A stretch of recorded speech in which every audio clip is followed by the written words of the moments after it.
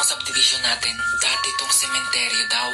Pero nagsisilabasan lang daw sila pagsapit ng November 1, saktong alas 12 ng madaling araw. Una, magpapatay sindi daw yung ilaw. Tapos, may tatawag sa cellphone, tapos walang sasagot.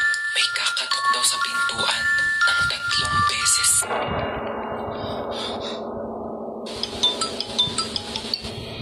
Sagutin mo. Hello? Ano sabi? Walang sumasagot.